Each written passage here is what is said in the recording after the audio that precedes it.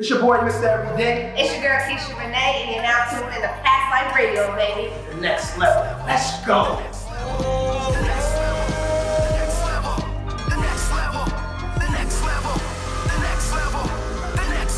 So what you trying to do, and who you really want to be? Everybody wants a shot to be the top in this industry.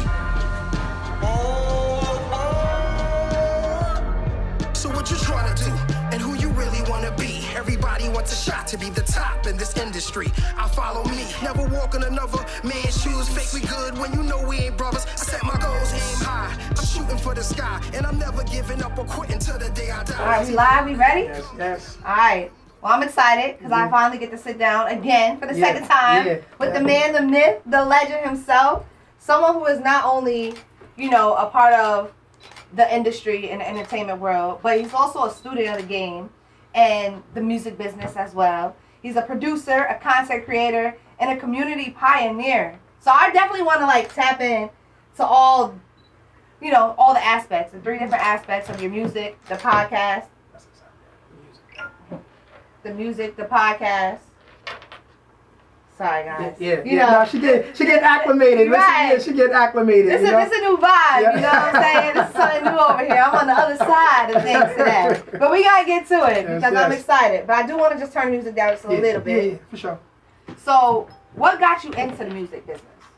Well, what a lot of people don't really know about me when they meet me, because I don't lead with that, is that my biological father and my godfather are the first artists ever to sign a deal for poetry and music. The original pioneers before hip hop. So they considered the godfathers of rap. So my godfather Gil Scott Heron and my biological father Ade Nola, drum master, were the founders of Gil Scott Heron and the Midnight Band back in 1970.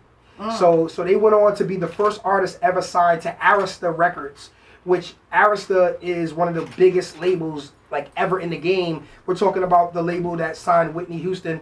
We're talking about the label that distributed Outkast. We're talking about the label that distributed Bad Boy. We're talking about, this is a mega mogul Clive Davis label. Right. You know what I mean? So basically, they were the pioneers.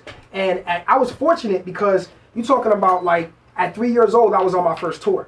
You know what I mean? As a little guy, it's I used to run with my dad, on his hip. So he used to bring me out to California. I was on tour with Stevie Wonder, all these major pioneers from a very young age, because they the funny thing is if you know Public Enemy with Chuck D and Flavor Flav and all that, they looked up to what my pops was doing and my godfather was doing, because they had a certain level of consciousness about the way, we talking about the 60s, civil rights movement, things like that. So coming up from the 60s, these are children of that movement of civil rights. So you're rooted. So I'm rooted in the culture, what I mean?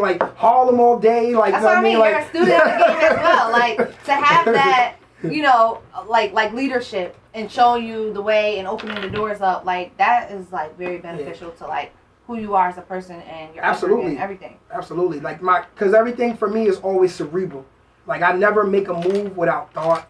I never put music out without thought. Even if I put out something gangster, it's still very purposeful. You know what I'm saying? Very purposeful.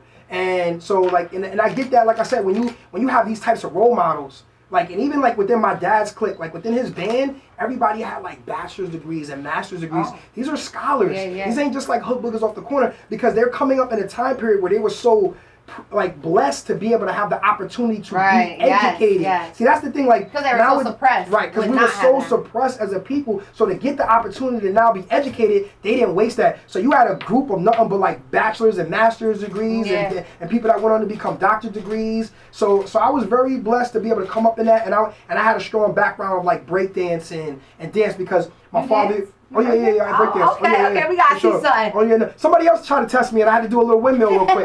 You know what I mean? But yeah,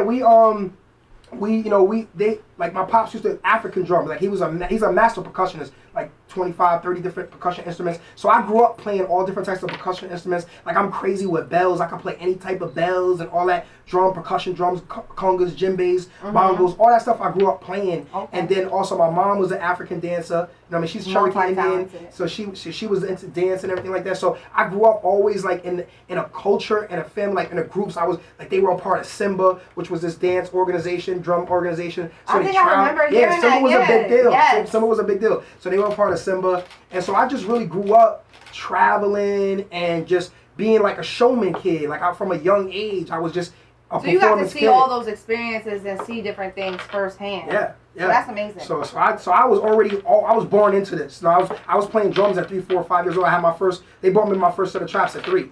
Wow. So there's like a famous picture of me and my godfather on the Arista billboard, and it was him holding me as a kid. I think I was like 2 or 3 years old, and I had the drumsticks in my hand. Oh wow. And that was like the poster on tour when they went on tour. You and Me Management. So it was me and him. So being that you're well-rounded, like how do you describe your style of music and like your whole sense of like your creative process? Because you have so much to add to it. You got so many elements. Like wait, pose that again. Pose that question again. So how would you describe your style of music and like your creative process because you come with so much? So the thing about me, like I could do anything music. Like I could make a neo soul record. I could make a gangster record. I could make I sang in the chorus, so I used to really sing. So I got older and like my voice changed a little bit, and I didn't pursue that as a passion because it wasn't so cool back then. You know what I mean? But I feel like R&B has always been cool. Well, singing as a young black man when I was coming up, it was like you was looked a little, because even back in the day, R&B was like there's the R&B singer and then there's the rapper. And we looked at R&B dudes like they were feminine. Like they were more of a feminine nature. They're like the pretty boys. Pretty boy, you know right. I can do that. They getting their chain snatched. You know what I'm saying? They gotta have security. Like you know what I mean? Okay. Like, you know. So I kind of didn't really go that route, but I kind of feel like as far as like my creative process when it comes to the music, I usually I wrote a lot as a poet. Like I'm a poet. So I used to write just all the time, write. And it wasn't until I started kind of getting into the other side of the production that I started getting my music, then writing to my music. Like once I get a landscape, that's what I like to make. I let the music kind of define the direction that I go in. Right. I don't always say, well, this is going to be a commercial song or this is going to be, if it just comes off to me that singing is required for this particular track, then I'm going to put sing. It's a feel, it's a vibe for me all the time. You know, I'm always about a vibe. So that's like how I create music. You know what I mean? And yeah. So sticking to the music thing, what was some of your greatest challenges you find with being an artist? I think the greatest challenge really for being an artist is finding the balance in life. That's a good one.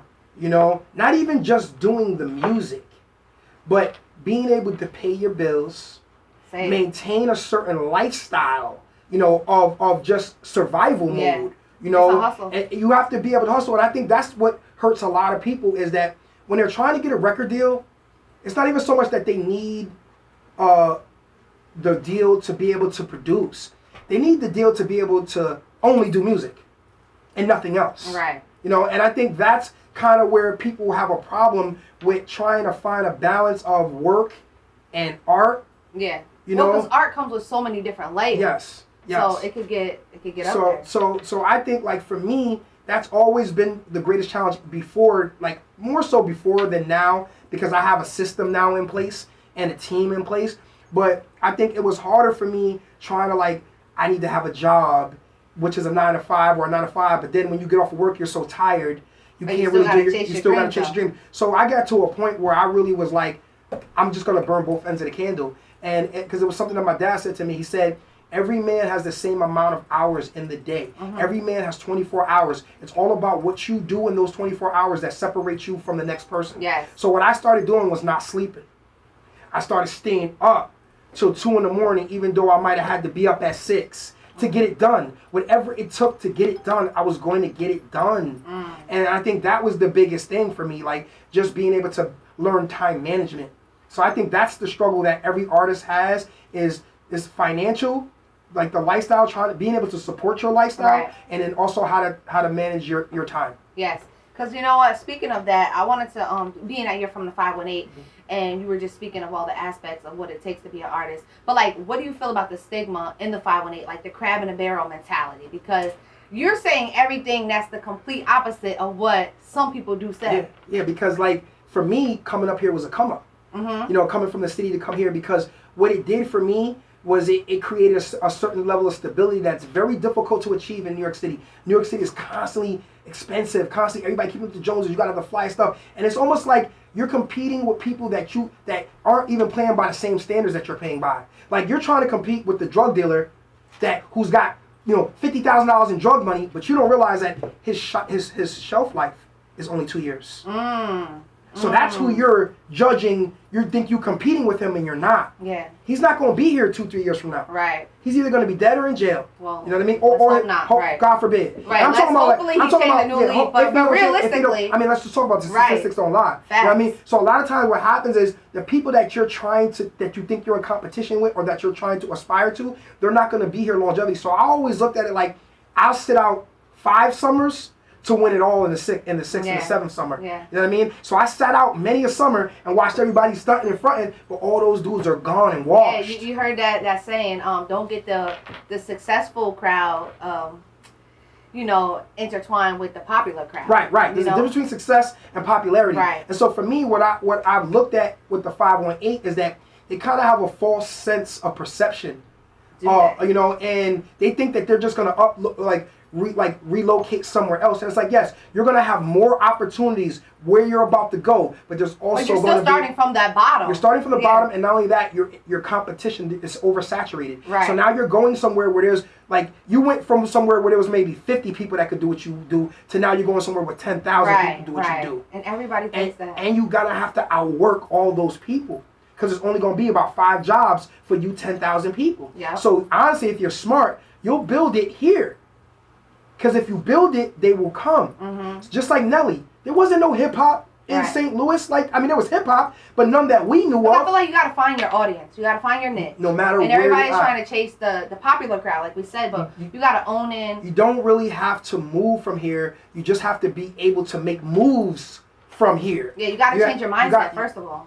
You got to, and you have to be able to travel. So I think, if you understand, let me have my home here, which is lower my overhead. Let me have my business here, lower my business overhead. Now I have the extra funds to actually travel to New York when something's popping off. Traveling is so essential.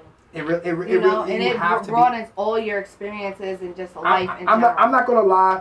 A lot of the reason why I can chill here is because of all the years of travel that I already put in. That I have a network all over this country. Absolutely. So it's like I don't have to. I could just make a phone call to LA right now, tap in, get some stuff going, and I got a whole campaign going, and I'll be out there next week to follow up on that. So that's the difference. I already been traveled. You know what I mean? These people are here and not making moves. Yeah. You can live here, but you still need to make moves. Well, what do you feel about the social media perspective? Do you think that changes the game as far as the perspective of what an artist actually puts on themselves?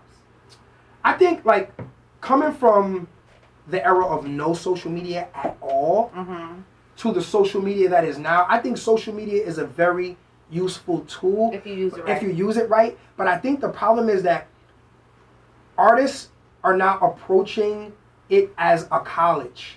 The entertainment business is like a school. Okay. And the more you learn about each aspect, and every single thing is a different curriculum. Right. So social media is one curriculum, rapping is a curriculum, producing is a curriculum, writing, publishing is a curriculum. And you have to look at it I'm going to take 16 credits this semester. And you know what? Most people miss out on that whole. I like exactly how you put that. That's great because a lot of people only focus on one aspect, and that's just being an artist. Right. You're a great recorder. But there's so much. You're a great recording artist. You're great at picking beats, but you don't know anything about publishing. You don't know anything about mechanical royalties. You don't know anything about playlist, and you don't know anything about the blogs. So you got all this music, but no one knows you. No one's interested in you, and because you have to take the hottest in your city. But you're the hottest in your city. So it's just you have to understand all the other components that all tie in to this. That's why I say you gotta still be a student of the game. You don't know everything, and you to this day I'm still learning things. I wish I would have knew 5-10 years ago. So that's awesome. So speaking of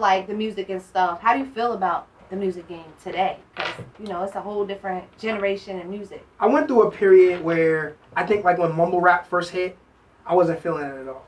I really wasn't. I was disgusted.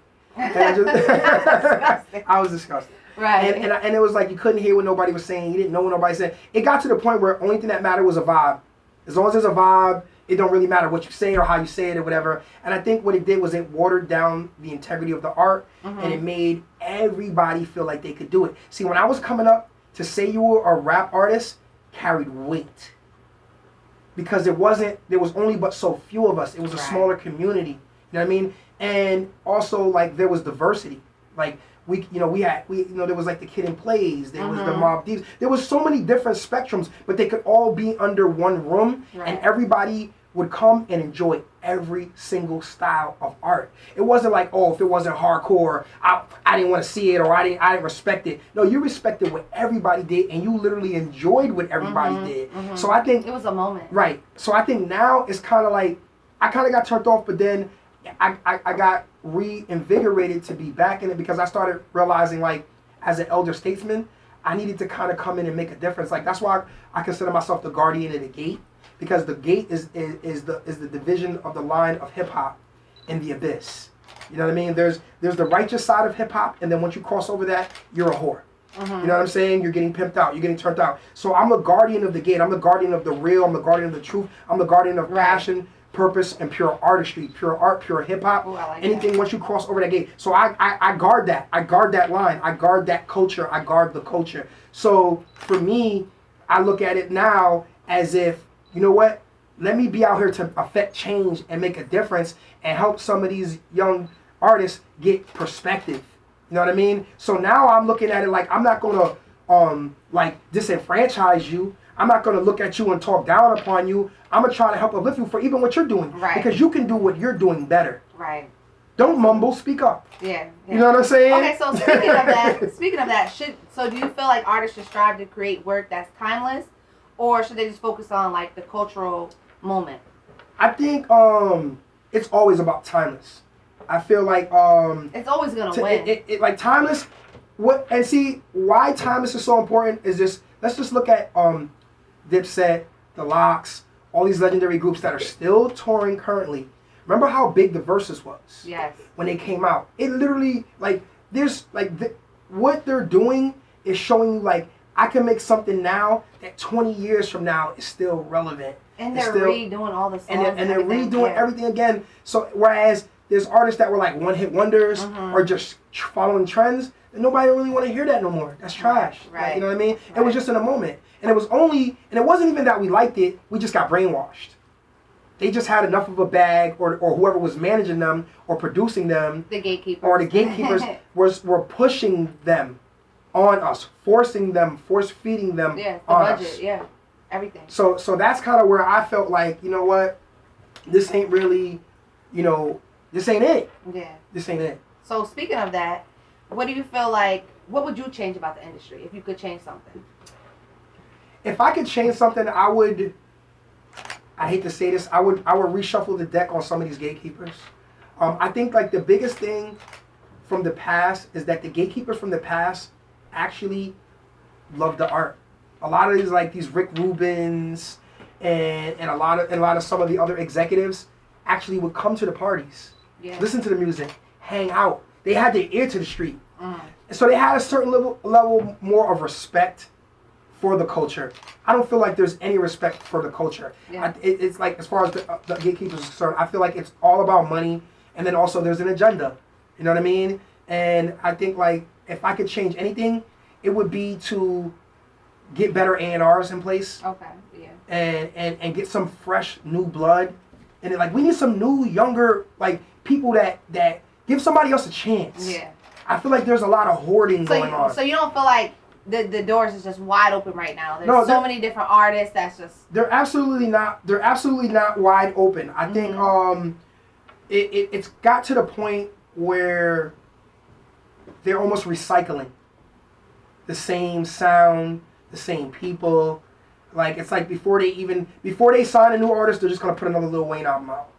Yeah. You know what I mean? They're gonna squeeze Lil Wayne until he has nothing left. They're gonna squeeze Drake till he has nothing left. They're gonna squeeze Nicki till she has nothing left. They're gonna squeeze Cardi till she has nothing less. There should have been 5 more new artists that came in the door. Right. You know what I mean? And even with like no disrespect to the female, I love the female. And like exposure. when you mean coming into the game, you mean on that level. Right. Because the thing is, like, Cardi wouldn't even be here if it wasn't for her, like, being the type of chick she is. She's a fluke, if you want to know the truth. Because had, like, Mona Scott been able to 360 her initially, she probably wouldn't be where she's at. You know what I'm saying? You know what? They do talk about that a lot. She got lucky because they never expected, she wasn't green-lit to be the star of the show. She made herself the star with her antics and her way. Yes. And so she didn't sign that her life away. So she was able to do a lot of things and say a lot of things that other artists can't do. Yep. You know? They do kind of feel stuck when they're in right. So I just think, like, you know, we just need an influx of new blood in the game. Yeah. You know? I agree. I definitely want to tap in to the other aspects because you just, you know, a complex person. But if you weren't doing music, like, what else would you be doing if you wasn't a music artist? One thing about me is I think I'm into I love sports. Like a fact, not so unknown fact is that, you know, I was a 4-sport varsity letterman. Okay. And and when I say for a lot of times, I remember on my boy Beast when I was interviewed on his podcast, he was like, "Wait a minute, you got to answer this because there's only 3 seasons." Like, you know what I mean? I said, "Well, what happened was I started out in a private school playing soccer because they didn't have a football program. And I got offered a full scholarship to go to UB to play soccer. But I decided to transfer to public school because I really wanted to, like, I wanted to be in a bigger environment, bigger school, things like that. So I wound up going to public school and I crossed over to football.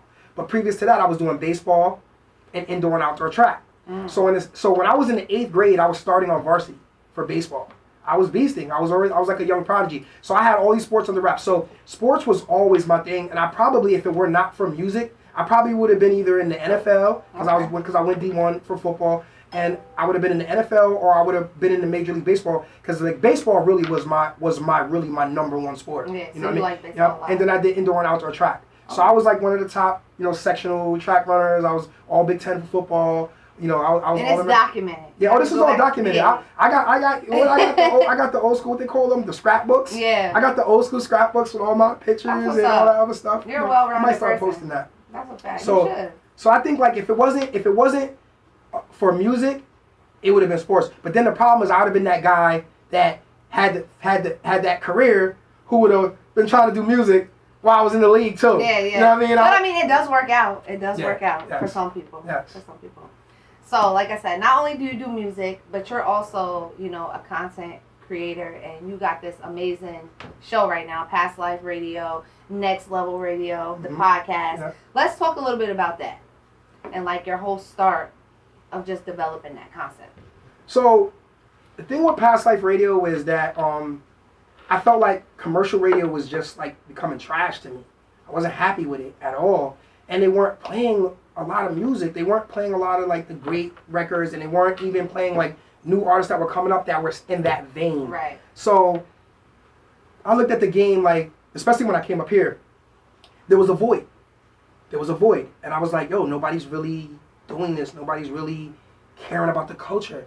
So I created Past Life Radio basically to pay homage to the past, you know, and then the next level was forging a new future or to the next level. Yeah. So it was like, so I was bridging the gap. Cause I always say I'm the oldest in the new school, and I'm a baby. I'm a baby of the old school and the oldest of the new. So I'm the perfect divide between old school hip hop and new school hip hop. I can relate to all these new guys. I know my look, like everybody's always saying like, yo, you look like you're 20. Like, you know what I mean? Yeah, like, I know. We were just having a conversation. So, you know, so I'm able to kind of like have that ear for the youth, because I've always kept young people around me. That was like one of like my greatest strengths, was being able to develop and cultivate young talent to the point where like some people don't have the patience, or they're too busy like stuck in their ways that they really don't want to give this young man his due or this young lady their due. Absolutely. So I've been very good at like bridging that gap. So this show and the podcast was literally about like, first let me pay homage to the old school, and then I created the next level to give artists a chance and a platform that weren't getting that platform. And how long have you been doing both? The hybrid? Yeah. So keep in mind, I started in New York City on 105.9 FM, Dirty Dozen, breaking all the legends. Like, we broke all the legends. I was a young guy breaking legends. And having, like, I'll never forget what was when... that feeling like? Let me tell you something. I can see you smiling. I know you guys can hear him smiling through this. Let me tell you something. Like, I knew Common when he was still Common Sense. Wow. Fugees, before they dropped their albums. Like, you know, Praz lived in my boy's neighborhood because one of my boys is Haitian, and he lives in Brooklyn. And, like, so he was deep in the Haitian community, so he was tapped in with Praz. My boy, shout out to Michael Michelle, was the A&R for Motown Records, and they were doing a lot of events, and they brought in Lauryn Hill. I was supposed to actually do a play with Lauryn Hill. Oh, wow. Yeah, and there's a whole story about that. That, you know, there's a little controversial why I didn't do it. Okay. You know, there were certain things that they wanted me to do that I felt went against, you know, who you are, who I am as a person. You know, and I just didn't believe in it. And I had to, you know, I prayed and I talked to my mother about it, and we just came to the conclusion like, no, this is not worth it for you. Even though it would have probably made me a big star at that time, but I just chose not to do it because Lauren's album dropped shortly after. So had I did it with her, I would have been elite up there like that, and my group was getting ready to drop after. So, you know, so I just kind of like, I've had this career in radio that started out in such a humble way, where I started off as a publicist for the station, where I used to just call in and I would like do like little voices. I would do all these different voices, and I would be like the roving reporter. So I would call in with different people, get them to call in, and do all types of funny things. I had the Habibi voice. I used to be like, I'm calling from 7-Eleven, bringing the cookies and milk. Like, you know what I mean? So I used to do that, and then I used to do the Tony Montana reel, and I did all these voices. So it went from that to them bringing me in, to me co-hosting, to me becoming the official host of the station. And so we broke a lot of... put in the work. So before we so that started my career in radio. And then when I moved up here, I started off just doing a 2-hour golden era timeless music throwback set. That was my set. You know what I mean? I did strictly old school hip hop. And it was one of the young dudes, like, I'll never forget, I was getting my hair cut in a barbershop in Troy, and somebody like must have heard my voice. And I was like, yo, I know you. Like, why I know you? I heard your voice. Like, I was like, yeah, I'm on radio. You know what I mean? I do this and that. So that's what it is. That's what it is. So I think his son was with him, and he was like, yeah, you know, I've been listening to the show, but what's up with the young guys? Like, what's up with us? So I want to say it was maybe 2000, late 14, 15, when I started doing the next level. And then I started incorporating and making it like a 2-hour show. The first hour, 8 to 9 p.m., Golden Era Throwback Classics. And then 9 to 10 p.m., I started doing the next level, featuring up-and-coming and independent artists. And then it just became my thing. And then, like, what was it? What was the publication that we had out here? There used to be a free publication that was in the box where you go and you get it. Metroland. So Metroland was the #1 publication for arts and entertainment in the entire 518.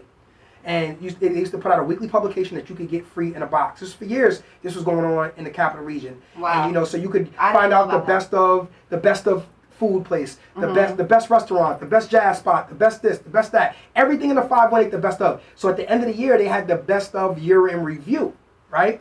So all of a sudden, one day I woke up. This is 2014, summer 2014. I woke up and I'm getting all these text messages. Congratulations, congratulations. I'm like, what are they congratulating me about? What is this, like, it's weird. Like, it's my birthday. I don't know what's going on. And then all of a sudden, the radio station sends out a press release. You know, we would like to thank Mr. Everyday, who was voted for the #1 radio show in the 518. And I was like, wait a minute, what do y'all mean #1 radio show? So when I looked, and it was like, I looked at the publication, it was like Time Warner Radio, this radio show, that radio show. So you mean to tell me y'all voted me not genre, it wasn't genre based. Right. It was the #1 produced radio show in the entire 518. Yeah. And I was like, wow. You know, and then they compared me to DJ Red Alert. They were like, you know, my knowledge of the game, the way I present. You're very smart. So, you know, thank you. Game. Now, speaking of the awards and being congratulated on that level, I seen you made a post on Facebook, and it kind of went along with that, because a lot of people's like, oh, well, they never invite us, or they never add me to it, you know, but they only add, you know, it's like. I think you're talking about the Eddie Awards. The Eddie. That was the post. Exactly it. So basically, I was nominated for Hip Hop Artist of the Year just recently, and the thing was, like, when I saw it, I kind of took it with a grain of salt, because I was like, you know, I've been out here for years doing this, and at what I felt was like my, I don't want to say peak because I'm still peaking as an all around everything. But at that time, I was doing so much. Like I had just signed with Hennessy to be a brand ambassador. And, you know, I had all types of endorsement deals, you know, Sweetwater, all these different types of companies that I was rocking with. I had my studio up and running, and I was dropping, you know, projects and things like that. And I felt like that was the time when I really should have been nominated for Hip Hop Artist of the Year. Yeah. Not really so much now when I hadn't even been, like, I'm getting ready to drop a whole new campaign coming out. That's another conversation. But I felt like I had been really just facilitating other people's careers and helping other people out in the entertainment business and also here in the 518. Mm-hmm. So I looked at it like, y'all late on this, you know? But then what I didn't like was it kind of had me in a company of people, not to disrespect anybody at all, but I knew they wasn't on my level. It just wasn't. Right. Just wasn't. You know what I mean? And then somebody made a comment. I'm not going to go into who the person was, but the comment that they made, even though I know it might not have been a direct shot at me, but it was me that tagged them and posted them in it. So when they were commenting, it was as if in a way they were speaking to me too. Right. Where they were saying like, basically, this crop of people that was nominated ain't it. Right. So if you're saying it ain't it and I'm in there, then you really talking about me too. Right, exactly. So I had to kind of come on there and say like, listen, first of all, you know, you're right. This ain't it. Right. But I'm going to tell you what also ain't it. You ain't it. And I'm going to tell you why you ain't it. Because you're over here talking about it while other people are being about it. And so instead of you sitting back on the sidelines, you need to be on the committee. You need to be finding out how to get on all these. You've been here damn near your whole life. Yeah, you said how come it you don't know? Yeah, I really did. And you're not the only one to say that to me. Like, shout out to Sidney McDonald, who's also our cast member for season 3. Shout out to him. Sidney said the same thing. He was like, yo, bro. It's that mindset. Like you said it, bro. And he said, and you normally don't come from people. Yeah. You'll let certain things slide. And how you mad about an organization that put together an award show about, you know, for whatever people that they want to put in that nomination? If that's the case, go out and create your own. We kind of had that same like spill when we did like the Hot 991 Awards. Right. It was like people was always like, oh, well, we're not in it. But it's like, you're not on our radar. Like, what are you doing? Right. To like even make that connection and come full circle. So like I like how you put it, and you know that's just like I said, like it's mindset. It needed to be said because I feel like everybody's always complaining about what it is instead of working on making it. I mean, what it ain't instead of working on what it should be. You know what I mean? Fact. And because it's like that's the difference between the generation that I come from. I come from civil rights activists. Yeah, we put action behind we put action behind our words. We get to it. We affect change. We go talk to the mayor. We go find out who's on everybody's committee. And we come in and the next next year we got 20 people on the committee. Facts. And now, because it's not their fault if they just don't know. And that's what it was. They just didn't know. This is the only people that they know about in their world. And that's okay. And that's okay. So it's our job to enlighten them. It's our job as a tastemaker. You're not a tastemaker if you're not elevating people and networking with people and educating people and creating opportunities. You're not a tastemaker. Yeah. You a fake maker. All right, so how do you approach like your content planning when you do these podcast episodes, and like what are the strategies that you employ in engaging like the audience? Wait, so pose that again? So how do you approach like content planning, you know, with your past life and your next level podcast? What are some of the strategies that you use to engage? So one you're talking about the radio station, and then the other one you're talking about the podcast, right? So I think like with Past Life Radio, I always had I'm playing Golden Era. So I'm digging in the crates for some of the greatest classic hip hop songs of all time. You know what I mean? And then with the next level, it really was like, it kind of was like, because I'm going to tell you something, it was like almost like a cheat code too. Because I learned that when you're branding, when you have a brand, everything you do has to surround that brand. So if it's Past Life Entertainment, then it's Past Life Radio. You understand what I'm saying? Yeah. And so you're always leaving people with the past life. Yeah. You're always, so I could have called the radio show anything, but I chose to call it Past Life Radio because that's Past Life is my brand. You know what I mean? So I kind of felt like with Past Life Radio, I was going to create a platform for artists that were part of my organization to also shine. So when I say the cheat code, part of the reason why I did it was really to put my artists on.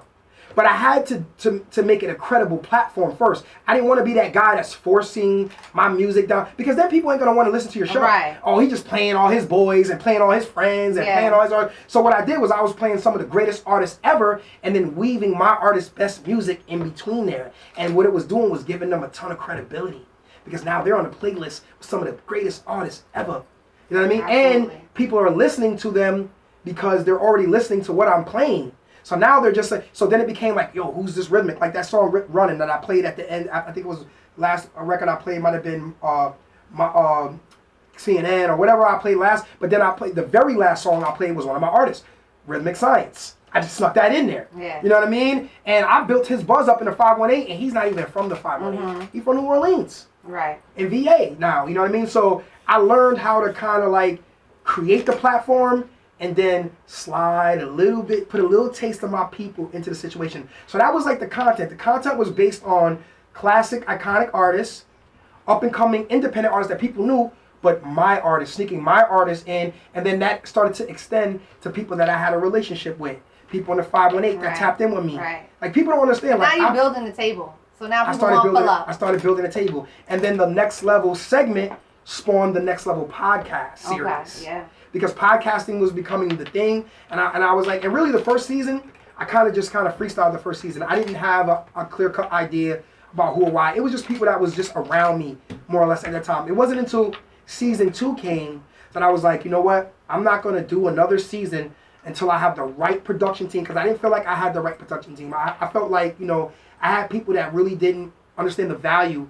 Or the vision. The vision, or understand the value. Yeah. Value and vision. Because if they understood the value, then they could have stuck around for the vision. You understand what I'm saying? Mm-hmm. So I got to that point where I was like, I'm not going to do it again. And then, you know, then we had the pandemic, you know what I mean? And so I said, when I come back off this pandemic, I'm gonna reshuffle this deck and bring in the right people. And then the first person I got was Elias. Shout out to Elias. He came in, and, you know, he came talking about he wanted beats. He was literally trying to play me beats. Right. And I was just like, bro, I'm going to be honest with you. If you could pick up a camera, you're way more valuable to me right now. Mm-hmm. Because I could get beats from anybody. You know what I mean? I can get beats anywhere. I can make my own beats. Right. But if you could pick up this camera, and he was like, well, you know, I have a lot of experience in the camera, you know, type thing. Or, you know, I have enough experience, I should say. And so I brought him in. And then because I'm a St. Rose alum, I reached out to my alumni people, the staff and stuff, and then they brought me Lex. And then that was my second day, and I was like, you know what? Now I got. Yeah, now you know what you're doing. Now you got the motion. Now I got people that's gonna support the vision. They're invested. You know what I mean? And then we just took it from there. Right. Well, you make it seem very easy, but obviously, you know, just listening to you and speaking to you, you've definitely put in a lot of work, and you've definitely had, you know, your doings in it. So, what are some of the challenges that you have faced in creating the podcast? I think the biggest challenge, and you know what, I'm glad that you mentioned that, because I don't really care about, like, hurting people's feelings. Listen, if you're on the live, I'm about to cut off. Y'all got to listen, go to 90.9 FM or wait till we drop the season. I'm out here. So it was like, I had a vision for the type of artist that I wanted to have on the podcast. I wanted to have people that were not all the way where they needed to be, but they were leveling up in that direction and working hard, making it happen. And so I kind of looked at it like, all right, who's out here and what are they doing? And if I didn't necessarily choose you, it could be a number of reasons why I didn't choose you. Right. It could be either we don't have that rapport, or you're not reaching out to me like you need to be reaching out to me, or I can only do with so many people per season. Right. You know what I mean? And finally, I'm leveling up my platform because I respect you so much. I got you for the next one. After I get it to where I feel it deserves to be for you to be on it. Right. You know what I'm saying? Because I know who I am. But when you're building a platform from scratch, it's a lot. That's a whole different... It's a lot of making people believe in what it is that you're trying to do. Absolutely. Yeah. Absolutely. So I kind of just felt like, you know, yeah, you know what? Like, I'm gonna do this. But then what I started finding is that there's a lot of unprofessional artists out here. And I started understanding some people, like, I feel like sometimes they're not ready to hear the truth. There's some people that I want to tell some things to. And then when we have the right space and time, I'm gonna bend their earlobe. But what bothered me the most is that people's lack of professionalism unprofessionalness, like not being on time, or showing up with too many people that are not adding value even to their situation. Yeah, I see They're that not all the understanding, time. like, you know, we're in a professional setting here. Like, you can't be bringing drinks in here and ready to light up in here and doing all the extra stuff here. This is, you know, we're in a radio station, and I have a responsibility to conduct myself in a manner, and we're filming and documenting everything. So you have to be mindful of the imagery that you're projecting. So I think part of it was that, you know, certain artists were unprofessional in their approach to hear. Like, you know, I gotta like hold their hand on even like I know it's hard to get here because of which I actually like the fact that it's not as easy for people to just pull up. But I also feel like, you know, if you've been somewhere enough times, you should start to kind of know how to get there. Also, 1, 2, and also don't wait to the last minute to send me everything. Yeah. Like I would reach out to people 2 weeks in advance and be like, yo, I want to have you on this podcast. Here's the date. Send me your bio tomorrow. Right. Send me your bio as soon as you can. Because you need time to prep and to think, you know. They will wait. Replay the interview in your head somewhat. If we on air at 8, they send me their bio at 6 o'clock. Yeah. They sending me tracks at 6 o'clock. They sending me, and so they don't understand, like, what I'm trying to explain to you is that now instead of me, you thought I gave you a good interview. Your interview would have been 10 times better if you gave me what I asked for, when I asked for it. Right. I'm freestyling you now. Had I had the time to really focus, understand, and deliver the way I needed to deliver, this interview would have been even better. You just think I'm just good on the show up. Yes, I could do this. I've been doing this for years. I'm a veteran, but there's a reason why I'm asking for this information, because I want to transfer this information to the public. I want the public to know as much about you as possible, so you can get more bang for the buck, for your creativity. That's it, man. You know. That's it. So I think that was a big problem that I had, was just getting people to understand why I was asking for certain things and giving me things in a timely fashion, and or like last minute call outs. Yo, my car ain't working. I can't, bro. I would have sent you an Uber. Yeah. Like literally, and I don't even do that, but I would have did that for you. Right. Or I would have come pick you up. You could have came in with me.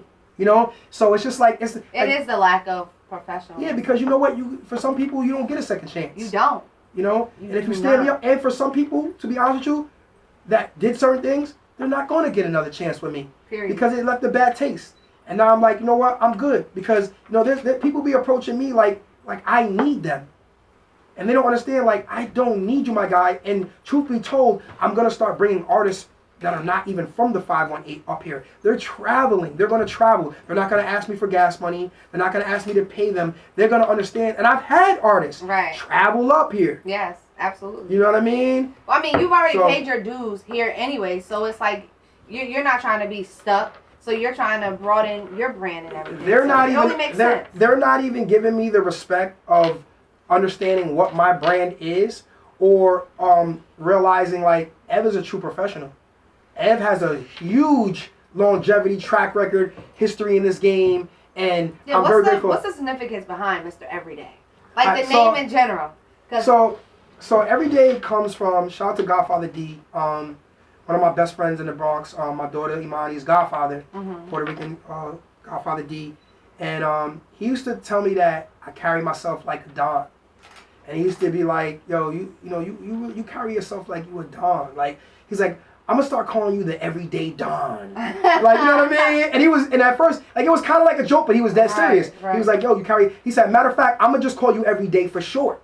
You know what I mean? And so it started from there, and it became my nickname amongst my crew. And then when I started managing Black Rob, what was it like? Well, even before I was managing him, I met Rob in 1999. I think Woe came out in like 88, I want to say. And so I was running around with Bad Boy because one of my best friends was the official Bad Boy barbershop.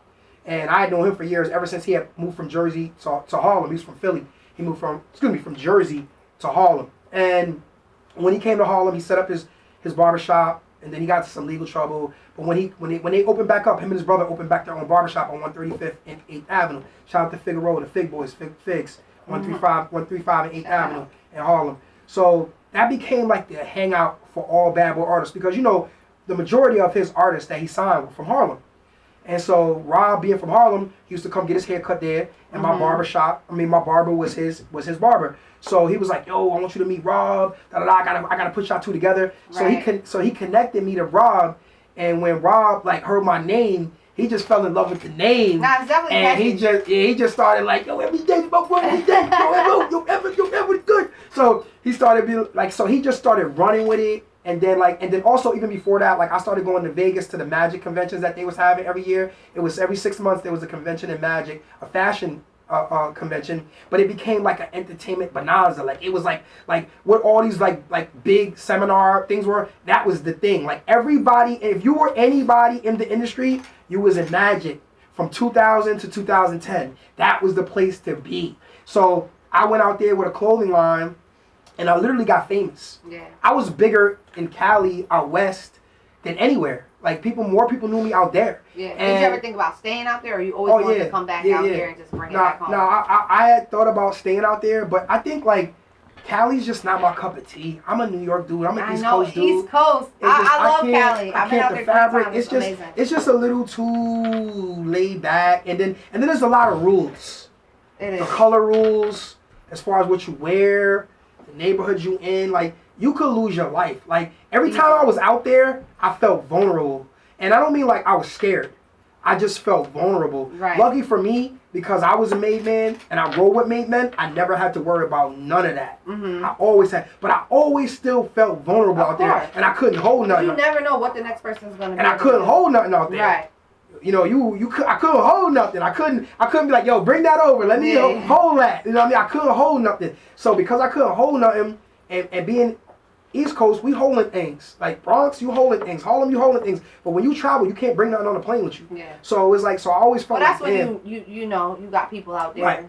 So I never thought like, yo, I want to relocate to Cali. I just felt like I love to be out here. I love to be out west. I love to be in Vegas. So, but every day got famous at the Magic in Vegas, where everybody was, all the big dogs were. And they just like, I just got known real fast.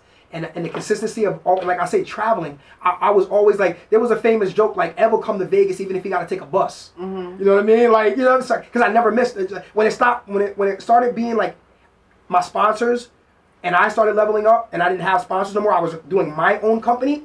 I paid my own way. Right. No matter what it was. I don't care what it was. I had a budget for Vegas. I didn't care. I go out there with $75 and live better than people that have millions because all my friends were rich. Right. You know what I mean? So I was always in mansions and at mansion parties and network. Yeah, that was it. Yeah, that was it. That was it. Well, looking back on your podcasting journey, what advice would you give somebody that's interested in starting their own podcast? I would say, and it's something that actually I learned from Elias, that because I went into the podcast sphere without knowing all the rules. And what Elias started doing was showing me other podcasts and the way they were set up. So he helped me to formulate my podcast numerically. So even though there's season 2, there's 10 episodes of season 2, season 2, episode 10 is really episode 17. Right. Because you want to do it in chronological order. Every single episode is so the next one will be 18, the next one will be 19. So it doesn't matter if you're in season 3, episode 1, it's really number 19 or number 18 like that. So he started showing me like the way, if you set your podcast up a certain way, then it'll roll chronologically in the algorithm. So if somebody watches number 4, number 5 will come on right after. And number 6 will come on after that. Number 7, and that's when you're maximizing your algorithm. Yes. So he started just to teach me, you know, about all these other things, and also about like how you tag in your post. Like people don't understand the importance of tagging. They're just tagging things, like not realizing like there's trending. The SEO and all that. Yeah, they don't understand the SEO and all that. So, and how that puts you in other. It puts you like if I hashtag Fred the Godson, you know, and I'm interviewing, then now I become a part of Fred the Godson's algorithm. So when somebody's searching, Google searching Fred the Godson, I'll come up in the Fred the Godson algorithm. So he taught me things like that, and then it started to make me more cognitive of the difference between having a regular podcast and having a professional podcast that I can now go out and seek and get sponsors for. Because that's what the goal is. I mean, that's really what it's about. It's about monetization. Yes. It's about monetization. It's about watch hours. Right. You know, and you have to keep creating content and having people come view your stuff. And engage. And engagement. So yeah, for sure. All right. Well, let's switch lanes just a little bit. We're going to stay on the same course because, like I said, you have your foot in the music industry, the podcast industry. But one of my favorite things is the community work that you do, because I feel like as you get older and, you know, your life experiences, it's all about bringing it back to the youth. Yes. So for those that are just now tuning in that haven't been, you know, involved in what you're doing, just let them know a little bit about the community side of things that you're doing, because you have a lot going on. So I've always, like, by nature been somewhat of a philanthropist. Like, I've always enjoyed doing for the right people. You know, people that are appreciative, people that are honorable, you know, and they just might need a push or might need some help. Right. And so that's kind of always, like, I was, you know, and then, like, the mentors that I had always gave back. And they taught me the value of giving back. So, you know, ultimately, the real flex was when I started the Knowles Foundation, which has now become the Sevens Group Resource Center. Okay. Like, legally, we're incorporated. Our foundation's legally incorporated. We have our 501c3, so, you know, the tax exempt status and all that stuff, and tax ID number. So we're an official non-for-profit. We're not like how people be acting like they got these non-for-profits, but they're not really official. Mm-hmm. We're official. So, but what's it first started out as is we did something called Peace Fest every year, and Peace Fest used to be at Swinburne Park. I remember that. Yeah, that was us. Okay. And so we started giving, like, you know, giving back to the community, feeding the entire community on that day, providing arts and crafts and stuff for them on that day, giving them back to school supplies, book bags, different things, and only playing positive music at these events. So a lot of people got mad at me because I didn't let them get on the bill, but it's because I know that they didn't understand. This ain't about you showcasing. This is about bringing a community together. So if you're not coming here with your songs and they're not devoid of curses, or you don't have a positive message, then you're not. This is not what I want. It makes sense. You know. So it's a Peace Fest. Right, it's Peace Fest, and it was a Stop the Violence Peace Fest because there was a lot of murders that was happening in the 518, and we wanted to do our part to kind of combat that and change the narrative. So the mayor piggybacked us. She came out. Spectrum News came, and they did a whole thing on us, and it went viral. So we continued to keep that going into the pandemic. So after the pandemic, we kind of were like, you know, we were doing everything out of pocket, money out of pocket, paying for everything. And so finally we were like, you know, it's time for us, like, you know, my partner was like, listen, we could, you know, we need to legitimize this situation so that we can do more and get more support, because people aren't going to give money if they can't write it off. So, you know, so that's when we went and created the Sevens Group Resource Center Incorporated. And people don't even understand, like, I'm going to give you a little bit of a cheat code right now. Mm-hmm. What you call your business matters. Yes. And what we found out from the people that were helping us put together is that if we added Resource Center, it was going to open us up for more grants. It does. Wording matters. Wording matters.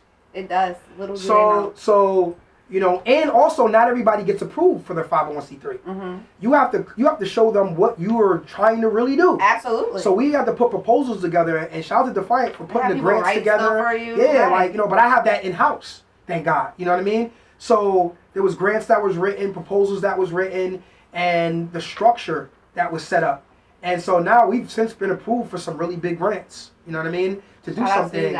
Thank you. So coming from that standpoint, I look at the youth as the future of our society. And I feel like it's understated. I think a lot of times there's this huge divide and gap between young people and the elderly. And it's growing. And so, like I told you before, I'm a bridge. So I was like, listen, I need to get out here and start enacting some change. And I feel like a lot of the older kids were almost in a way corrupted. It was like really hard to reach them. They're already like, they feel this way. Like because they're clout chase driven. So if they don't think like you're the clout, this generation is so different. They don't know the value of certain things I'm even saying. So they just about the clout. I agree. And so I started saying, you know what? I'm gonna start with like 8-year-old, 7-year-old, 6-year-old. And the first thing I did was I started with my son. So my son's big in youth sports. You know, he's a triple threat: baseball, football, basketball. So the first thing I did was, I think it was baseball was the first. Well, I was playing basketball, but it was like just a little like rec league how it started. And then when we went to the baseball league, when we started playing baseball, I decided to coach. I was like, I'm gonna coach.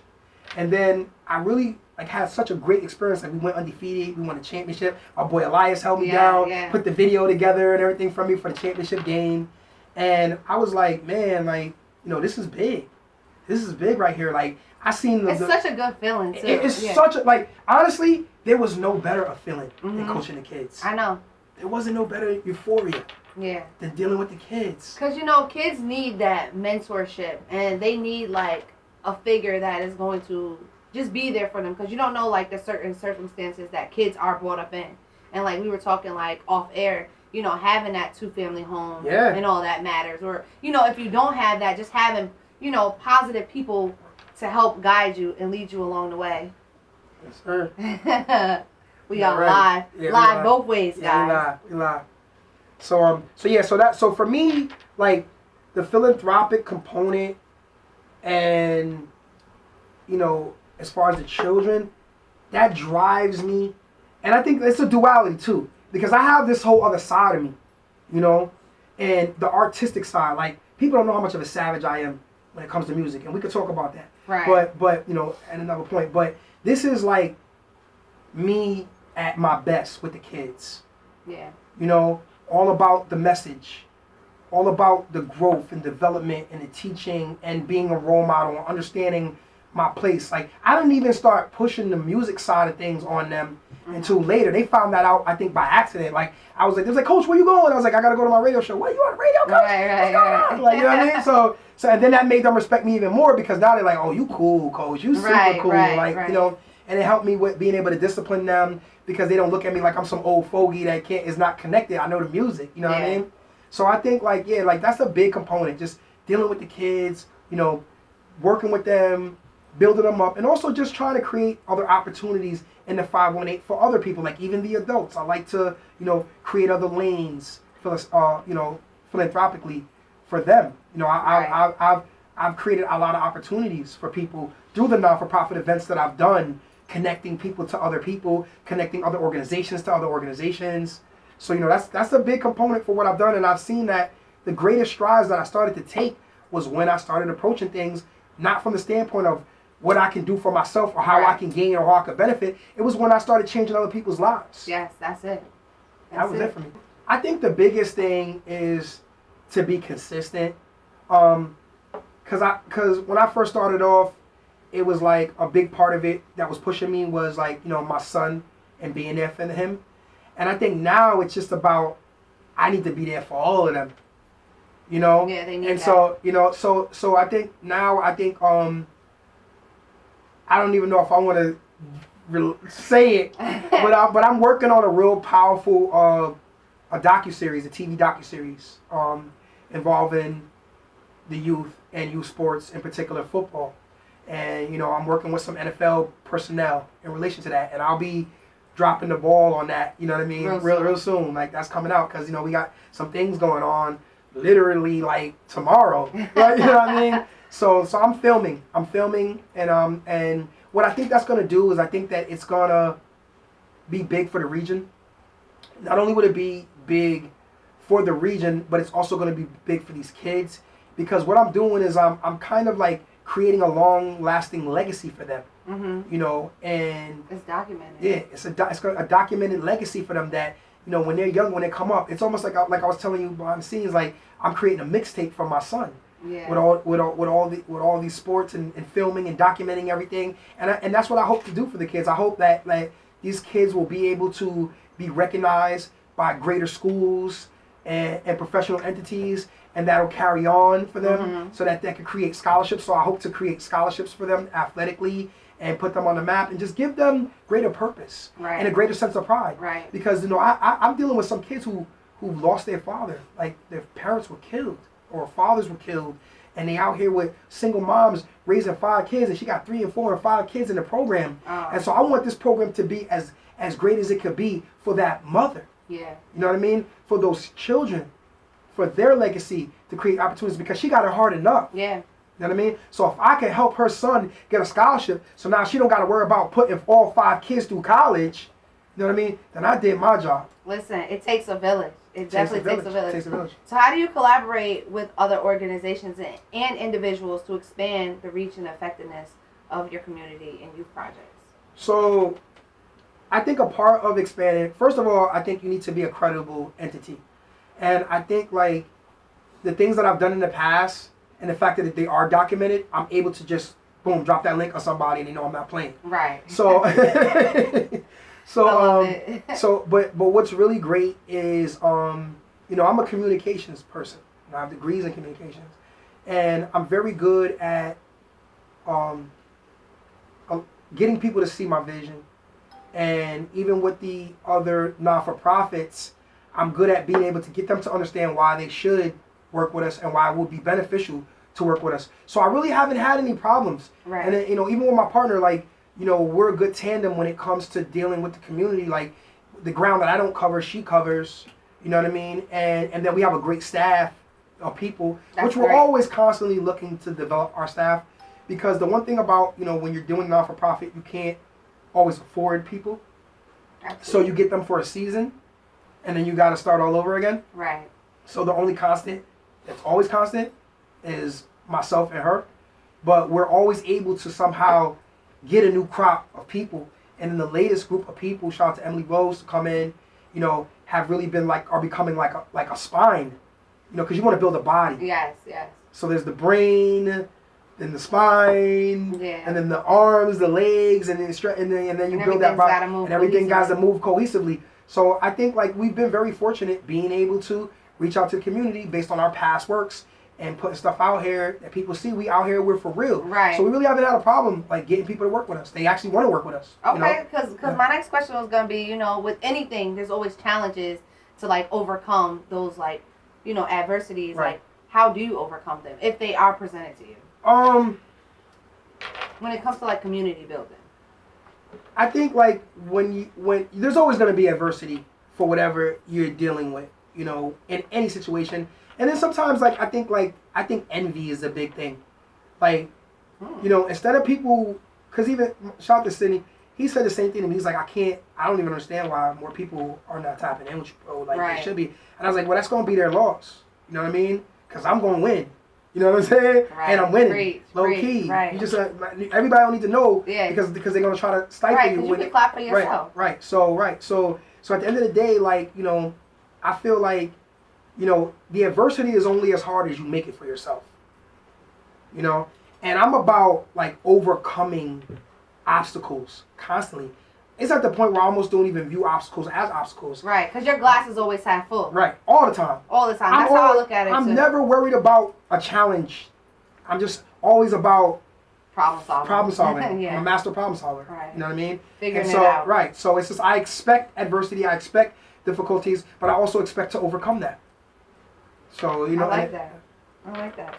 Well, what have been some of your most rewarding moments or experiences you've had while working with the community and the kids? Because, you know, I know you're talking about the show that you'll be doing, but I also know you guys won the championship. You got a bunch of things going on. So, like, what are some of your rewarding moments? I'm going to tell you something, like, seriously, bar none, one of the greatest moments of my life is watching my kids win the championship, go undefeated and win the championship. And these 8-year-olds. 8-year-olds. Well, the thing is, like, my son is a prodigy. So he was playing with, like, 8, 9, and almost 10-year-olds since he was 7. So, yeah, so when he was 6, he was playing with 8, 9, 7, 8, 9. He's always played up. Always 2 years up. So he wasn't even supposed to be in the division that he was in. Mm-hmm. He went from T-ball and skipped over grasshopper straight to farm. So he was playing, like, a kid literally hit a home run out the park at his level. Wow. That we played against. Yeah. So that's the level. Like, and we're talking about, and this is his first year, like, of organized. Because T-ball, I don't even consider that anything. Yeah. They're not even, that's just to kind of get them to start understanding, like, the mechanics of what, but they're like this kid's playing in the dirt. Mm-hmm. This kid's doing, like, it was a joke. It was it was nothing that he really gained from T-ball at all. So this is his first year playing organized baseball. And it was a curve because he had to learn all the rules, and he wasn't all the way bought in because he loves basketball as a prior, like basketball is his number one sport. That's his sport. Yeah, basketball, like, he's like Kobe Bryant. He's a savage. Like, his whole demeanor changes when he gets on basketball. Like, I can't even talk to him because he's so dialed in. He's so focused. So you know, but seeing him come in and go 7 for 7 at his first 7 at bats was huge. He was batting 1,000. Yeah. For his first week of baseball, like, you know what I mean, and without, you know, and that's a feat in itself. And just watching him developed watching his team. It was like watching like a little minor league baseball team. Like we had them so well trained and so well coached and so well disciplined. And even the rival teams used to be in awe of us, watching us. You know, and we used to be playing like Nelly Chopper, walk them down in between innings. Like we were dominant. Well, like you need the energy. You need the energy to win the games. So I think like watching that culmination, and I'll never forget like the championship game. I kept telling them like, listen, if y'all lose this game, everything was for nothing. Like it doesn't matter that you're undefeated. You gotta win this championship game in order to be the champion. Like you know what I mean? And I thought it was a trap game. I felt it was a trap game, and I had so much anxiety. As if I was playing. Right. I tell you, butterflies in my stomach, everything I tell you. So I remember the day of the game, I was telling them, listen, y'all not focused.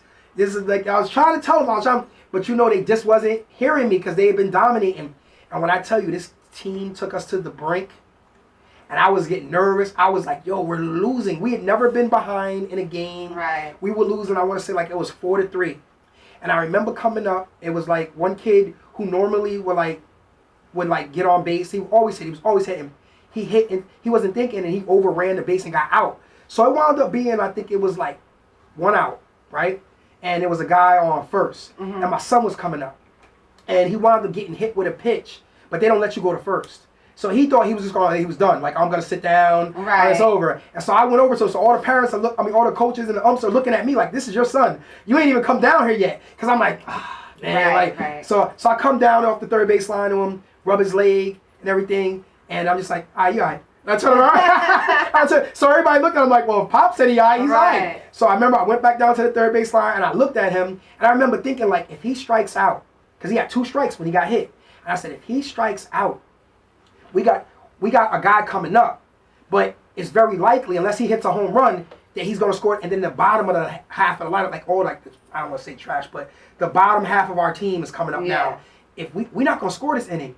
And then now we going into the bad part of the lineup, even after these guys coming up. We might not score again and lose this game. So I remember looking at my son like, damn, like, I don't want to put the pressure on you, little homie. Right, but I'm about to put the pressure on you. So I remember looking at him. So he took one pitch, and I remember looking at him, and he looked at kind of like, still kind of dismayed a little bit. And so I just looked at him. I said, make him pay for hitting you. Make him pay. You know what I mean? And I gave him like the strength fist arm, like, make him pay. And he just looked at me. He batted down twice and bam! Right. He sliced the double down the third base line. Wound up getting over the second. So he brought the game tying run. He brought the game tying run in. Tied the game. And I'm like, yeah, Josh, yeah, baby. Yeah. So he's on second, just looking at me, humble too, humble as hell. And then the next kid comes up, the only kid that could have did anything, because it was all downhill after that. And that kid hit double, and my son scores from second to score the game-winning run. Yes, let's go. So he wound up getting the Rookie of the Year, right? So when we won, so we went up, I think 5-4 or 4, whatever it was. And then our pitcher came in and struck out the first 2 batters, and then the third batter came up, hit the ball, and they threw it the first, and it was over. And so what it was, I'll never forget, because my boy caught it. Shout out to Elias. He caught this legendary footage of 3 coaches. It was me, the head coach, and another assistant. We were all having a conversation, but we were all knew like what was at the moment. Like, there's 2 outs left. Right. You know what I mean? It's like, so we're all talking, and then all of a sudden, when the dude hits the ball, we all we end our conversation, and we all turn around, and it shows all our things. Like, if one camera had been on him, one camera had been on him, it would have all been like 3 different reactions to this one situation. We all turned around, and when he threw the ball, the head coach would slam the ground, and bring it in, and everybody just came running, and and then you see every one of the kids' reactions, and I'm jumping up and down like I'm 5 years old.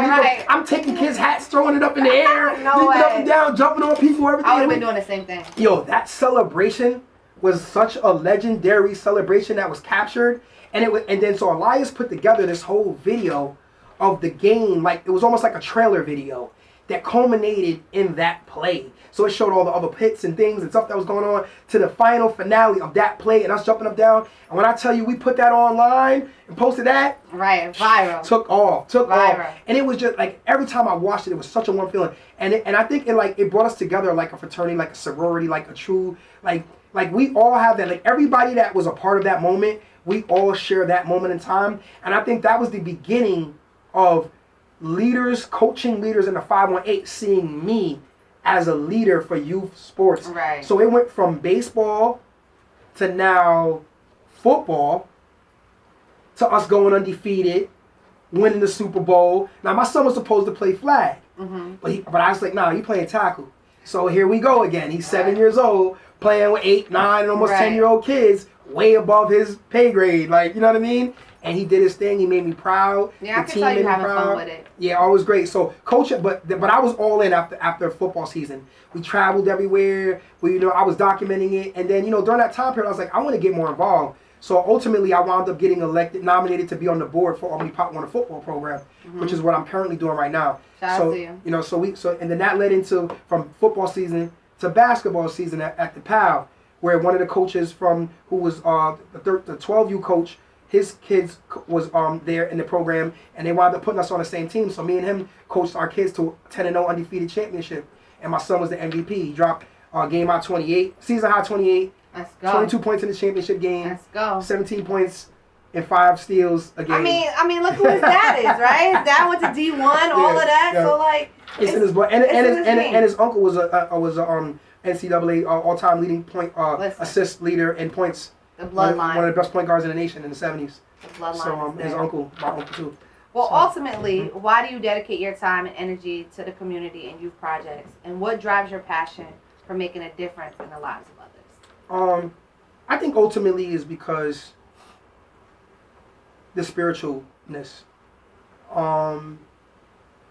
If we're not out here doing the work, and I don't know if who believes in God. I'm not going to get into, because I'm not, I don't consider myself religious. Yeah. Spiritual. I consider myself spiritual.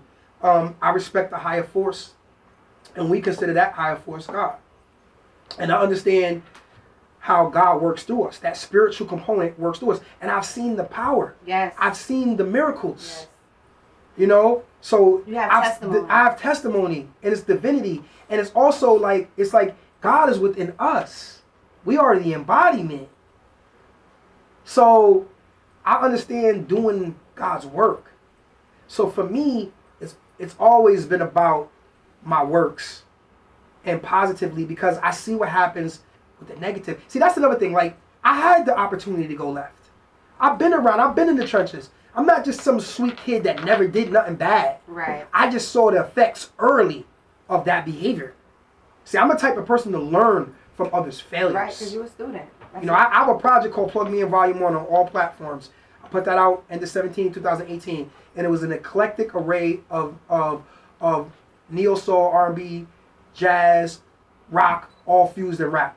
And there's a strong spiritual component in it. It's dope. Like, I got all the records, but there's different diversity. But in there, I talk about that. Like, it is the village. You have to have a village. Yeah. So I understand like my role in that, and I learned from others' failures. I grew up in the streets and learned from others' failures, and I was blessed because I had a family that they were like, I don't know, technically upper middle class, but they came from poverty. You know what I'm saying? I don't want to call us rich. Mm-hmm.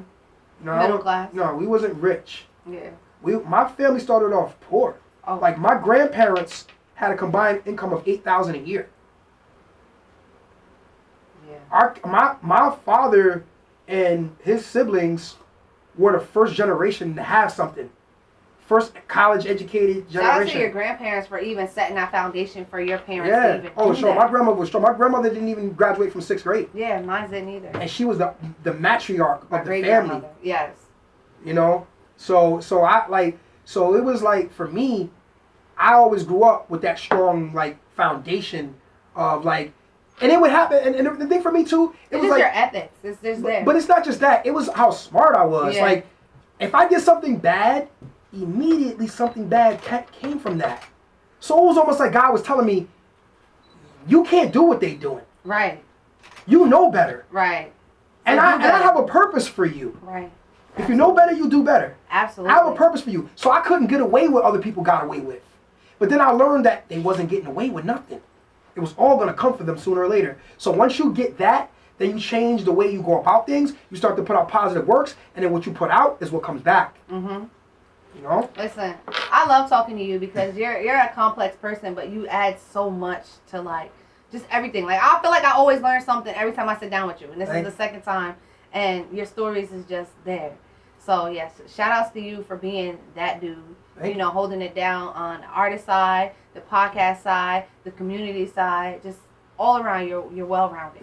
Thank you. But let's have a little fun right now. Yeah, you know what I'm saying? We got a couple questions. We want to get into some of these things. And I know you do this with all your guests. Yeah, so since you're my guest for today, that's what we're gonna do, right? So this is called Would You Rather. So I'm just gonna say two different things and then you just pick which one. I'm gonna just jump around. Let's go. All right. So the first one, Taraji P or Megan Good. Dun, dun, dun. And Megan's caused a lot of controversy right now too. Megan's, you know, I love Megan, but I'm definitely Taraji. Me too. I'm definitely baby boy Taraji. I'm definitely what was the other series that she was in? The hip hop series. I can't remember. With the song, with the singing. Yeah. Oh man. Oh, I'm so what mad. is it? I know. We'll come back to that. But that was to me, that was a great with the lions and all that. There was the lion family and all that. I can't remember it right now. It'll come back. I'm so mad. I don't like that. That's all right. We'll get it before it goes. But, right. Somebody will text me or something to that. But Taraji all the way. Taraji. I love Taraji. I'm with Taraji too. TikTok or Instagram? I'm gonna be honest with you. I'm not really a big TikToker. I understand the monetization is crazy on TikTok. And for a period of time, I wasn't really an Instagram guy. I was really like, to this day, really more Facebook heavy than Instagram. But I think I would go Instagram. I feel like Instagram is like networking business a lot more. Like when I meet people, it's usually the gram that gets exchanged. Mm-hmm. When business starts happening with me with certain people, it's usually through the gram. Yeah. You know? Instagram gives me more business vibes. Yes. But TikTok, I'm hearing great things about it, and every time I drop something, it's doing numbers. So I gotta. It's a force that I have to reckon with. My manager keeps telling me like, yeah, you need to get your TikTok up. Yeah. I'm just like, another platform. Right. I know that's what it is. It's like which one, but I mean, I guess you could eat on all of them. You really can. So basketball or football? I'm a football guy. Yeah, definitely a football guy. I love basketball, but I grew up playing football. That was always my sport. When NFL season's in town, it's over for everybody. What position you played? I played corner. Okay. And running back. Yeah, Right. so I played both sides, offense and defense, starting. So, Okay. yeah. What matters, gold or platinum? Gold. For me, yeah, I'm from the gold era. Yeah. Always with the gold. And that's with gold as far as like, your record sales and all of that. Yeah, I mean, obviously platinum, is more sales than gold, but like gold's more value, has more value, earthly value, but also people weren't always going platinum back in the day. Having a gold album, a lot of times the gold artist is the artist that had a longer career. Mm-hmm. Because you could go platinum just because you're a one-hit wonder and then you fade. But people that managed to put up a string of gold albums, like how Tribe Called Quest used to go gold every time. You know what I mean? Because they had a core of 500,000 fans all the time. It wasn't, she gave me the answer. Empire. Yes, Empire. Oh. Empire was the name. Thank you. Yep. But yeah, I'm gold. I'm the gold standard. Okay, I like that. Do you cook or do you eat out? I'm into cookouts. I'm into cooking myself and to being made meals. So if somebody want to make me a meal, they can make me a meal. I mean, I miss my Nana. She used to fry chicken. She used to have shrimp casserole, fried chicken, fried fish, whiting fish. I love whiting seasoned the right way. You know what I mean? So yeah, I'm fried, and I haven't been able. I can't just eat anybody's fried chicken.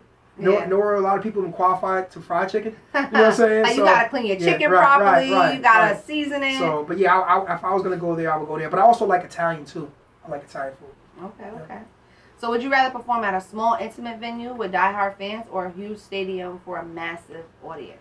I'd rather do an intimate setting for my diehard fans, my core. I'm about the core. I'm not really so much into like mainstream. There's a lot that comes with being a pop star. And that, that people don't realize until they're in that situation. Right. They wish they could go back. They wish they could be like the low-key artist that's selling 350,000 units and has a core following everywhere he goes. Being in the forefront is a lot of work sometimes. And also, you can't really go nowhere. Like as a bigger artist as J. Cole is, he's still like underground artist. Yeah. He's still riding around his bicycle outside. And ain't nobody even noticing who he is. He's still walking around with no jewelry on, with dreads, you know, with Pumas on, and you know what I mean, light, like, you know what I mean. So Right. I look at that, and even Kendrick, like, you know, I look at that, and I like that level of you know, intimacy, like connection, real connection. Being a pop star doesn't mean people have a real connection to you. That's true. That's true. So, speaking of that, would you rather collaborate with an established artist who is outside of your genre, or a rising star who shares your style of music?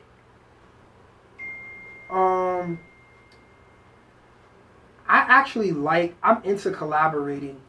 I think collaborating outside your genre is dope because you're bringing new people there. You're bringing their fans to you. She bringing I'm their always fans. down. You know, for so I would love that. I think that's real dope. You know, because if I'm doing my genre, then I'm doing me. Right.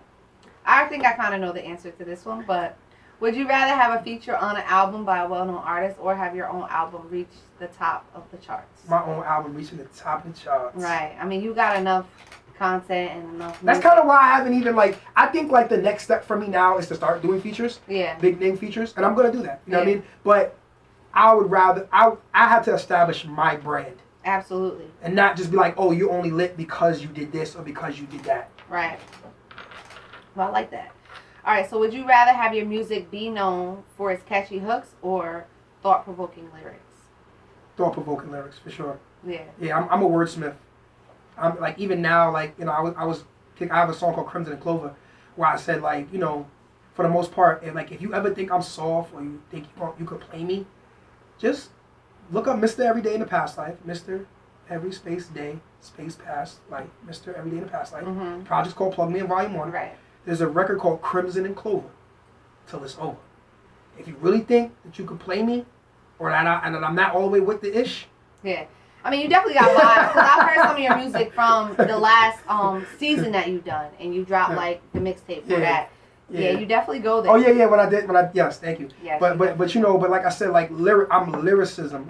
I'm heavy with lyrics, you know what I mean? So, like I said, if you check out some of their songs, you're going to hear lyrics. Right. This is for the people that like that. Yeah, and choruses is easy for me. Like, that doesn't mean that I don't make catchy choruses. I've been doing choruses ever since I was young. That's actually one of my greatest assets, is that I still can hold a note, so I can sing choruses, or I know how to bring a singer in to do so. Yeah, I write really good choruses, for sure. And I like that you kind of just, like, you know, stick to who you are. You're not really, like, chasing the trends or anything like that, because I feel like a lot of artists and just a lot of people get caught up in that whole wave. Right. So, be yourself. Yeah. Be original.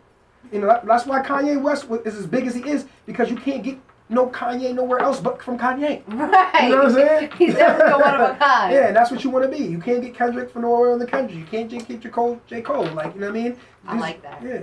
I like organic. that. I'm organic. All right, so we're going to switch to this or that now, all right? Speaking of Kanye or Drake, which one would you pick? This or that? Oh, I'm Ye. Yeah, I'm Ye all day. Drake is like my little brother. Like, you know what I mean? Like my little brother. Like, let me in, coach. Let me in. Like, you know, I still, like, no matter what. Like, I remember, like, I'm from the older era. So it's like when I look at Drake, I'm like, Drake, you're lit because you studied us. Right. Imagine the verses for that one, Kanye or Drake. Rest in peace, the Pac or Biggie? Pac. Okay. And mainly because I have a stronger, deeper connection to Pac and his family. Pac's from Harlem originally. And, yes, he is. And, you know, his family was very active in the civil rights movement. Absolutely. More radical side. My pops was active in the civil rights movement, more peaceful protest side. You know what I mean? So they would come together and debate, you know, how the community should go about things. Like, there was a lot more community forums back then, and a lot of the elders would get together. So Pac's father used to come over to our house, and who just recently passed away, Matul Shakur, rest in peace. You know, but you know, we didn't take on their ideals to an extent, because there were certain things that they did that brought backlash, and whereas my pops was more like, let's use this, not the toast. You know what I mean? So it was like, you know, a lot of debating, a lot of stuff, but we were little. We was around all that. Yeah, so I was about to ask you, like, how old were you around that time frame? 3, 4, 5. Okay. Like, yeah. Yeah, 3. And I like that, how you put it together, because, like, you know, I always say, like, I probably would have been a Malcolm over a Martin. Yeah, you know what I'm saying? for sure. But I also see what you just said, like, a lot of those things always had backlash. Yeah. Because you're fighting force with force. Right. Rather than using this You cannot put out a fire with a fire. You have to use water. Yeah. Sometimes you just want to burn that sucker down. But when you scorch earth. Yeah, that's true. And then there's a lot of casualties and good people go. So you have to be prepared for the casualties of war. And I don't think everybody was prepared for that. No. You know what I'm saying? So that's the thing. So like I said, like there's that deeper connection that I had with Pac. I see it. Because we were like kind of kinfolk, and we came up a certain way. You know, I came up in the Muslim daycare, the black Muslim daycare, and we would eat. We were just very organized people. Very, I can see that now with you. Winter or summer? The funny thing is, I love summer, but I also like winter. And the reason why I like winter is because you get to rock the fits more. Yeah. I feel like during the summertime, it's about the fits. It's about the fits. Like during the summertime, you want to stay cool. I just want to be hot. Like I just want to put whatever. I can just throw a white tee on, some kicks and some shorts, and I'm good. Yeah. But wintertime, the drip comes out, the outfits come out. So I actually like winter. Yeah. Snuggle time. Yeah, I babies get made. Both. That's a babies fact. Get made in winter. That's a fact. It's fun times. For me, summer is like you want to show up. You know what I'm saying? Winter to me is like you grinding. I didn't have good experiences during the summer. No. A lot of death during the summertime in New York. A lot of people died. A lot of tears were shed. A lot of blankets over bodies. Yeah, summer does get kind of crazy. So it wasn't always good for me during the summertime. I agree. You know? If you can go into the past and meet your ancestors or future and meet your great-grandchildren, which would it be? As many times as I've asked people that question, I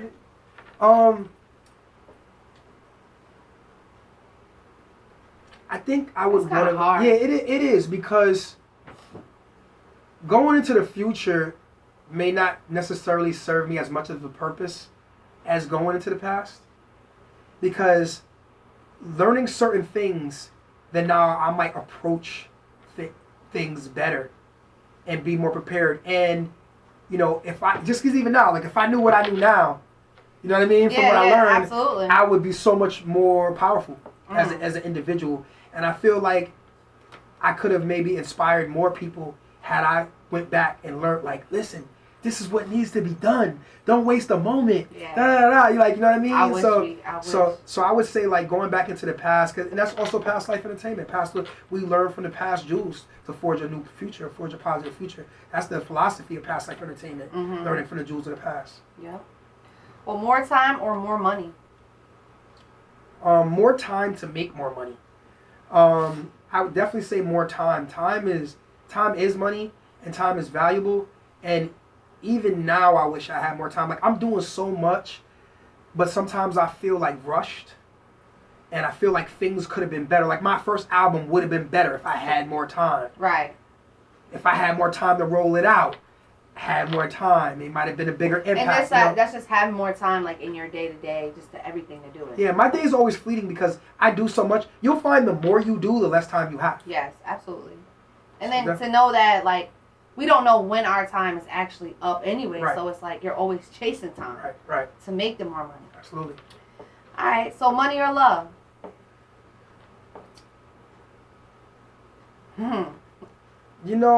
Money is a component that we need to survive, and it's very important. But love is very powerful. Love, love I think can have a greater impact than money. So, because, you can acquire money because of the love. You know what I mean? But I also think at the end of the day, if you have money and you have nothing else, then then it's superficial. So, at the end of the day, love is healing. So, I will go with love. Okay. I like that answer. I think I would choose love over money too. Now, this one kind of goes back to like what we were talking about, like we don't have no definite time. Yeah. Would you rather, where am I at? Here you go. Know the date of your death or the cause of your death? That's kind of scary. I wouldn't want to know the date per se. I mean, because there's pros and cons to either or. I feel like knowing the date, then you start doing things differently, and some of them might not be good. Right. It might not. You might not be moving with your pure intention. Yes. I think knowing the cause, because then I could try to maybe change that. A long career of good music or the biggest record in history? That's kind of hard. Yeah, because the biggest record in history, there's nobody bigger than what you've done. What is a big record in history? Right. You know, yeah. I think I would have to say a long career, because I just think when you're able to span decades and stretch things out, you're really squeezing the juice. Right. You get a lot of juice. You can take a year off and then come back and still kill the game. Yeah. So I think I would prefer to have a long career. All right. So the last question, and it's been my honor to sit here again with you and interview you, and just tapping into you on a whole nother level again. So where do you see yourself in the next 5 years? What is the end game for you?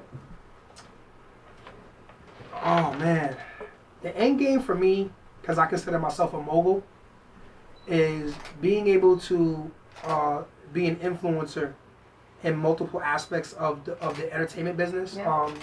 I have a passion for filmmaking now, and so I'm looking to get into more film and television, and also being able to do things for the kids as well. So I think it's really just being a mogul. Yeah. That's the end game for me. Enhancing everything that I'm already really doing. Music, films, TV, management, production. I see it. Just being an influencer, period. Non-for-profit, for-profit. Right. Real estate. Yeah, you're a driven individual, so I see all of that. I work hard. I am going to apologize to you, Keisha Renee. I have a gift bag for you that I've been meaning to give you for long. It's in my Jeep right now. Oh, well, we got to get that. We're going to get that. But I meant to give it to you on air. Oh. So I messed that up. I was sitting there thinking about it when you said it. I was like, what? I'm forgetting something. And I was like, I know what it was, because when you said what you said to me, I really appreciate that. No doubt. It's an honor for me to have you here. Yeah, no. Keisha. We've been building for the past 2 years, 3 years now. But that made me think that I had this gift bag for you. So we'll do that off air. I might go live outside and give you the gift bag on Pastor Radio. I appreciate that. But so the end game for me is just leveling up and continuing to do positive things and making an influence and impact on the community. I like that. And being with the 518 has been missing, which is consistency. Somebody who really cares enough, who's gonna stick it out. Ain't nobody ever heard me say I was leaving, because I'm not. Right. So. Not because you could do everything you're doing here and still make the moves you're trying to make. Absolutely. I love it, man. Absolutely. The man, the myth, the legend himself. Thank you. Mr. Everyday. Thank you, Keisha.